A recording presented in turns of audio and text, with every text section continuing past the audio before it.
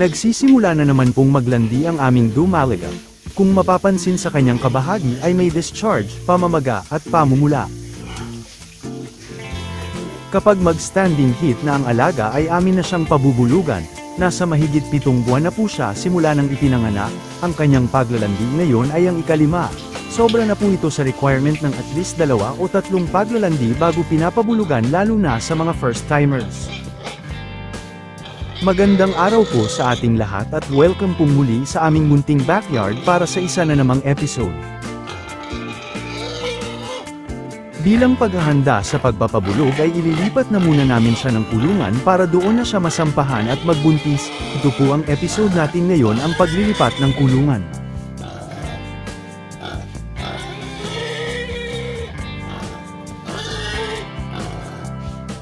Kapag napabarakuhan na kasi ay kailangan hindi masyadong gumagalaw ang alaga. Kung dito lang kasi siya sa ganitong klaseng kulungan ay masyadong gumagalaw at kung mapapansin ay sumasampa sa pader. Lalo na kung may nakikitang tao dito dahil ang akala ay magpapakain. Ito po ang iniiwasan namin, lalo na kung nasemilyahan na dahil may posibilidad na malaglag o hindi matutuloy ang pagbubuntis.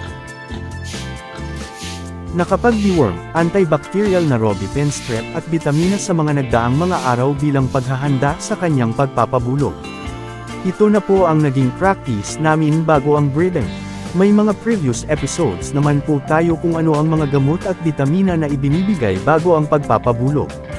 May ilalagay po akong sample video sa description para inyong mapanood at mapagkunan ng mga simpleng kaalaman.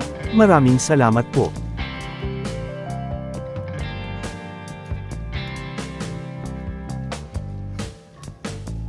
Hindi siya sanay sa palipat-lipat ng kulungan, lalo na rin sa tali. Alalayan lang baka magpumiglas o di kaya ay biglang tatakbo at baka mapilayan. Iba yung pag-iingat ang kailangan.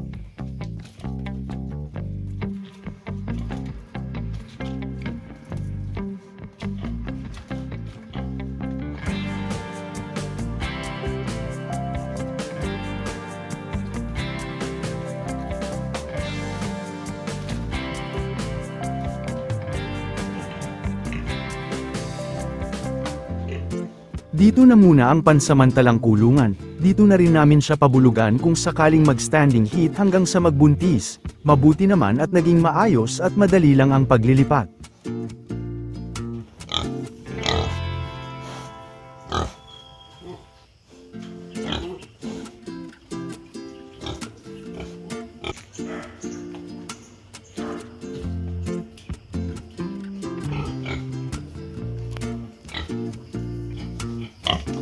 Wala nang katabi ang barako pero hindi naman sila pwede ipares dahil magkapatid po sila. Sa ibang barako po namin ipapabulog ang gill.